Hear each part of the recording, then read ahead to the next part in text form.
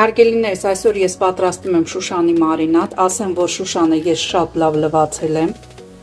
ջրքանվել է և եռացող ջրի մեջ 2 րոպեի չափ պիտի եռտամ։ Նշեմ, որ 2 րոպեի չափ եռ ենք տալիս, քանի որ ինքը պիտի պահպանի սիրուն իր կանաչ երանգը և ցողունները շատ չլխկեն, չփափկեն։ Ասեմ 2 րոպե անց մենք տեղափոխում ենք մեր եռացող Շուշանի տերևները սառը ջրի մեջ, որ դադարեցնենք եռման պրոցեսը։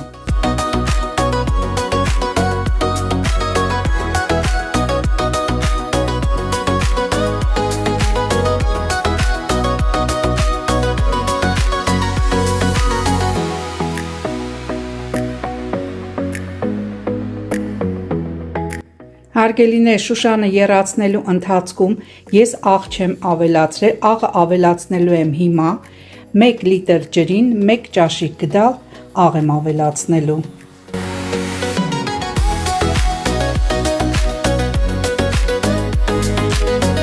Հարգելիներս, մեր աղաջրին կավելացնեմ նաև 1 ճաշիկ թավ էսենցիա։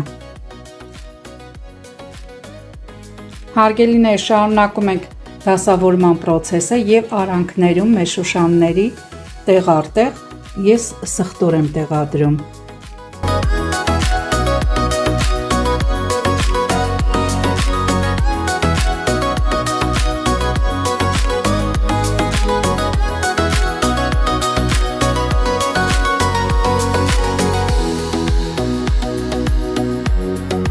Հարգելիներս, աղաջուրը ավելացնում ենք այնքան, որ ինքը ամբողջովին ծածկվի աղաջրի մեջ։ Հարգելիներս, մեր Շուշանը ես սննդային թաղանթով ծածկեցի և կուղարկեմ սառնարան, որ լավ մարինացվի։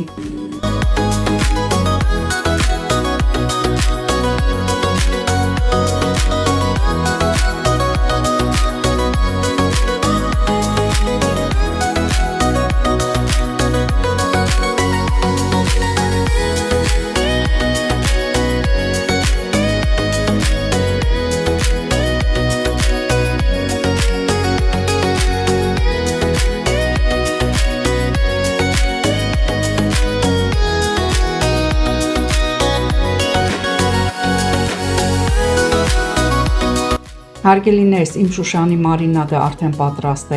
շատ ընտիր է ստացվել, շատ հրավիչ ախորժալի տեսք ունի։ Ասեմ, որ ես առաջի անգամ եմ պատրաստում, երբեք չեմ պատրաստել, միշտ խանութից պատրաստին եմ գնել։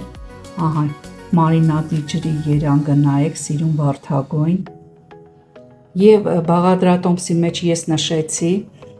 1 լիտր ջրին 1 ճաշիկ թալ աղ և զգացի, որ աղը մի քիչ էր։ Դուք կարող եք ըստ ձեր ճաշակի աղը ավելացնել։